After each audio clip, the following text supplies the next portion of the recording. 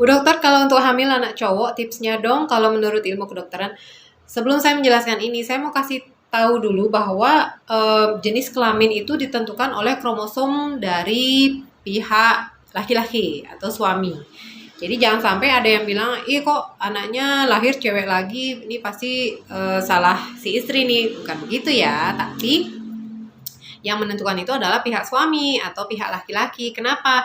Karena di dalam sel sperma lah ada yang namanya kromosom X dan kromosom Y. Kalau di sel telur itu hanya ada kromosom X. Nah, jadi kalau si kromosom X dari sperma ini ketemu dengan kromosom X dari sel telur, maka jadinya XX, itu artinya jenis kelamin anaknya perempuan.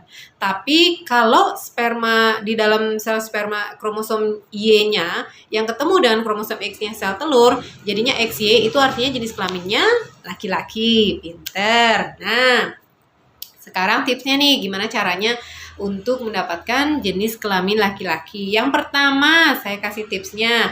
Yang perempuan harus orgasme duluan. Kenapa? Karena kalau yang perempuan orgasme duluan itu akan mengkondisikan pH tubuh supaya lebih basah.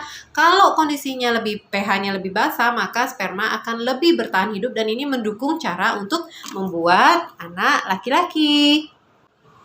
Yang kedua adalah kita sebaiknya berhubungan di masa subur supaya meningkatkan kesempatan si sperma Y-nya untuk lebih gesit bertemu dengan sel telur. Yang ketiga, kita disarankan untuk banyak mengandung makanan yang mengandung alkali. Tujuannya ya untuk mengkondisikan supaya pH di area kewanitaan itu lebih basah. Tujuannya lagi-lagi supaya sperma yang Y itu lebih bisa bertahan hidup lebih lama, dan ini contohnya mengkonsumsi makanan seperti pisang dan daging merah. Kemudian disarankan juga untuk makan makanan yang mengandung seng kayak hati ayam, hati sapi, labu, biji bunga matahari, kurma, dan lain sebagainya. Tentunya kita juga harus sering mengkonsumsi makanan-makanan sehat lain yang mengandung basa kayak tomat, ikan, seafood, brokoli, paprika, kacang panjang, kacang hijau, dan lain-lain. Selanjutnya, suami juga disarankan untuk tidak lama-lama berpanas-panas atau berendam air panas atau sauna ya. Suami juga hindari untuk memakai celana ketat, karena kalau pakai celana ketat itu lebih mengkondisikan suasana lebih asam dan sperma yang mengandung kromosom X akan lebih banyak berkembang daripada yang kromosom Y.